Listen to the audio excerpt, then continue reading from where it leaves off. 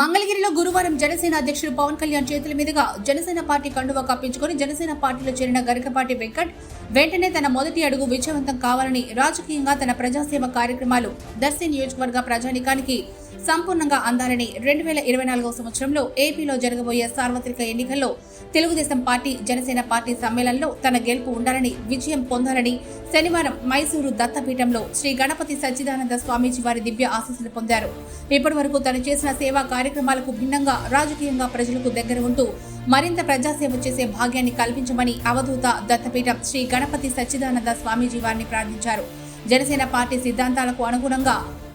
పవన్ కళ్యాణ్ ఆదేశాల అనుసారం దర్శి నియోజకవర్గంలో పేద మధ్య బడుగు బలహీన వర్గాల ప్రజలకు వలసలు వెళ్లకుండా నిరోధిస్తూ వారికి జీవనోపాధి కల్పిస్తూ నియోజకవర్గంలోని యువతకు భావితరాల వారికి నియోజకవర్గంలోనే శాశ్వత ఉపాధి కల్పించడం, రైతన్నలకు ప్రత్యేక ప్రణాళికలతో పంటలకు గిట్టుబాటు ధరలు కల్పించడం, రైతులు ఆర్థికంగా ఎదుగుదలకు కావాల్సిన వ్యవసాయేతర కార్యక్రమాల సమ్మేళన చేయడం, శాశ్వత మంచినీటి పథకాలను మండలాల నుంచి గ్రామీణ ప్రాంతాలకు లింకు రోడ్లను ఏర్పాటు చేసి నాగరికత అభివృద్ధికి తోడ్పడడం వంటి అభివృద్ధి కార్యక్రమాలు చేయడం కోసం ప్రజాసేవకై జరగబోయే ఎన్నికల్లో విజయం సాధించి రుణం తీర్చుకునే భాగ్యం కల్పించమని ఆయన శనివారం శ్రీ గణపతి సచ్చిదానంద స్వామీజీ వారి ఆశీస్సులు పొందారు.